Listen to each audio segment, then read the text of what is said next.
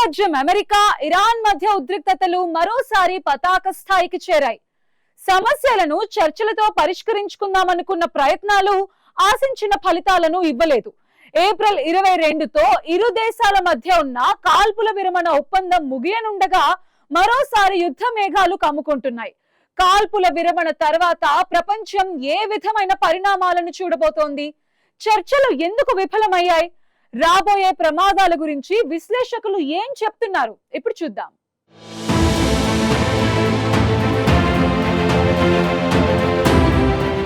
శాంతి కోసం దారులు వెతికిన ప్రపంచ దేశాల ప్రయత్నాలు ఏమాత్రం ఫలించలేదు.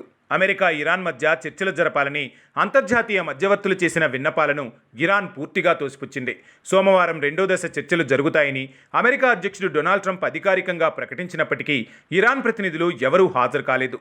ప్రస్తుత పరిస్థితుల్లో తాము చర్చలకు సిద్ధంగా లేమని ఇరాన్ స్పష్టం చేసింది. అమెరికా తన బెదిరింపు ధోరణిని మార్చుకోకపోతే దౌత్య మార్గాల ద్వారా సమస్యను పరిష్కరించడం అసాధ్యమని ఆ దేశ అధికారులు స్పష్టం చేశారు. ఒప్పందం గడువు ముగుస్తున్న వేళ ఇరాన్ తీసుకున్న ఈ నిర్ణయం అగ్రరాజ్యాల మధ్య అగాధాన్ని మరింతగా పెంచింది. చర్చలు జరగకపోవడం వల్ల ఇరు దేశాల మధ్య అపనమ్మకం బలపడింది. సైనిక చర్యలే పరిష్కారమని భావించే దిశగా పరిస్థితులు వేగంగా మారుతున్నాయి. శాంతి స్థాపన కోసం జరిగిన అన్ని ప్రయత్నాలు ఇప్పుడు విఫలమైనట్టే కనిపిస్తున్నాయి.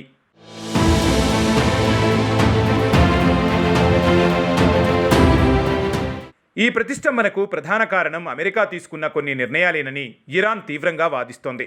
తమ దేశానికి చెందిన వాణిజ్య నౌకను అమెరికా నావికాదళం అకస్మాత్తుగా సీజ్ చేయడాన్ని ఇరాన్ బలంగా తప్పుపట్టింది.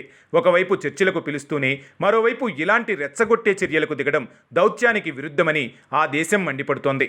అణు కార్యక్రమం, సీజ్ చేసిన ఆస్తుల విడుదల, హర్ముజ్ జలసంధి నియంత్రణ వంటి అంశాలపై ఇరాన్ గట్టి పట్టుదల ప్రదర్శిస్తోంది.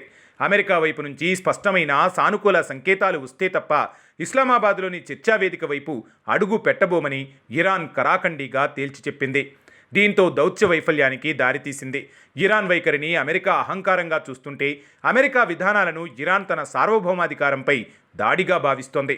ఈ భిన్న ధృవాల కారణంగా చర్చలు ఎక్కడికక్కడ స్తంభించాయి. దీనితో దౌత్య మార్గాలు దాదాపు మూసుకుపోయినట్లేనని అంటున్నారు పరిశీలకులు.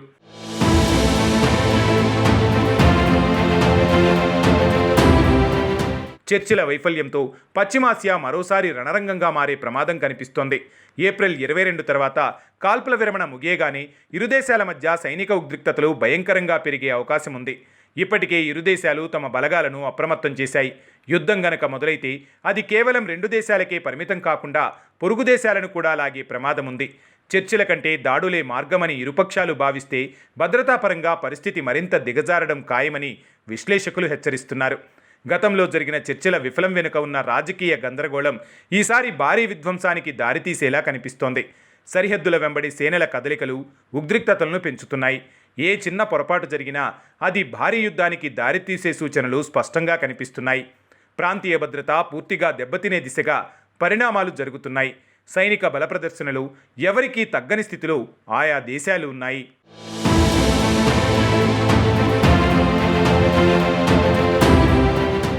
యుద్ధం మొదలైతే ఆర్థికంగా ప్రపంచం కోలుకోలేని దెబ్బతింటుంది.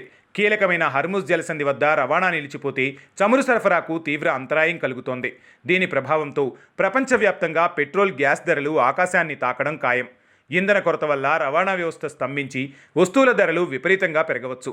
ఇప్పటికే ఆర్థిక అనిశ్చితితో ఉన్న స్టాక్ మార్కెట్లు భారీగా కుదేలయ్యే అవకాశం ఉంది. ప్రపంచ దేశాలన్నీ ఇంధనం కోసం ఇరాన్, గల్ఫ్ దేశాలపై ఆధారపడి ఉన్నాయి. కాబట్టి ఈసారి జరిగే యుద్ధం సామాన్యుడి జేబుకు భారీ చిల్లు పెట్టడం ఖాయమని ఆర్థిక నిపుణులు ఆందోళన చెందుతున్నారు. పారిశ్రామిక ఉత్పత్తుల రవాణా దెబ్బతిని గ్లోబల్ సప్లై చైన్ వ్యవస్థ పూర్తిగా స్తంభించే ప్రమాదం ఉంది. ధరల పెరుగుదల వల్ల సామాన్య ప్రజల జీవితాలు ఇబ్బందుల్లో పడతాయి. ఆర్థిక వ్యవస్థలన్నీ యుద్ధం వల్ల తీవ్రంగా కుదుపులకు లోనయ్యే అవకాశం ఉందని నిపుణులు హెచ్చరిస్తున్నారు. ప్రపంచ మార్కెట్లలో అనిశ్చితి భయాందోళనలు రేపుతోంది.